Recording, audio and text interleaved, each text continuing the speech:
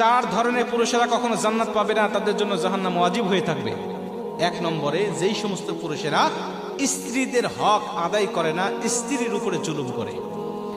ওই স্ত্রী যদি তাকে ক্ষমা না করে, আল্লাহ পাক বলেন আমি আল্লাহ তাকে ক্ষমা করি না, কিয়ামতের মাঠে আমি আল্লাহ পাক তাকে জান্নাত দিব না, তাকে ঠেকিয়ে রাখবো। ওই স্ত্রী ক্ষমা করবে না যতক্ষণ তাকে জান্নাতে ঢুকানো হবে না ততক্ষণ। বুকে হাত দিয়ে বলেন তো দেখি, কয়জন স্বামী বলতে পারবেন যে আমার স্ত্রী আমাকে ক্ষমা করবে, আমি তার উপরে জুলুম করি নাই, আমি জালিম নয়, আমি তার উপরে তার হকগুলো সঠিকভাবে আমি আদায় করি। দুই নম্বরে, ওই পুরুষদেরকে আল্লাহ পাক কখনোই ক্ষমা করবে না যেই পুরুষ মা বাবাকে ভাত দেয় না, মা বাবার হকগুলো আদায় করে না। তিন নম্বরে, ওই পুরুষকে আল্লাহ পাক কখনোই ক্ষমা করবেন না যেই পুরুষ হওয়ার পরেও নারীর বেশ ধরে, নারীর পোশাক পরিধান করে, নারীদের সাজে সজ্জিত হয়। এমন পুরুষ আমাদের সমাজে আছে না নাই?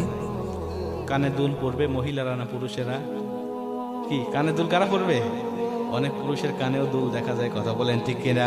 হাতে চুড়ি পরবে মহিলারা, কিন্তু অনেক পুরুষের হাতে চুড়ি দেখা যায় কি যায় না? যায়। আপনাদের বগুড়ায় আছে?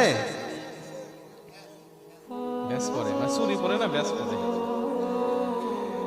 মুসলমান ভাইরা আমার শুনে নেন, আবার যদি কোনো মহিলা পুরুষের সাথে সজ্জিত হয়, আল্লাহ পাক তাদেরকেও জাহান্নামে দিবেন। শুধু জাহান্নামে না, আল্লাহ পাক নিজে লানত করেন তাদের উপরে, ফেরেশতারা লানত করেন তাদের উপরে। যারা পুরুষ হয়ে মেয়ের পোশাক পরিধান করে মেয়ের সাথে সজ্জিত হয়, অথবা যারা মেয়ে হয়ে পুরুষের সাথে সজ্জিত হয়, আমার আল্লাহ তাদেরকে কিয়ামতের মাঠে জাহান্নামে নিক্ষেপ করবে। জোরে করে নাউজুবিল্লাহ। মুসলমান ভাইরা আমার খুব মনোযোগ দিয়ে শুনে নেন, চার নম্বরে, ওই সমস্ত পুরুষদেরকে আল্লাহ পাক কিয়ামতের মাঠে জাহান্নামের মধ্যে ঢুকাবেন। তাদের জন্য কোনো ক্ষমা হবে না।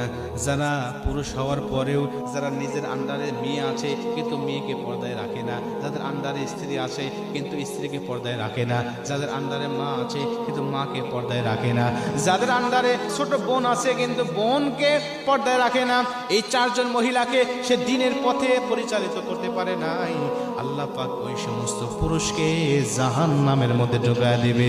জোরে করে নাউজুবিল্লাহ।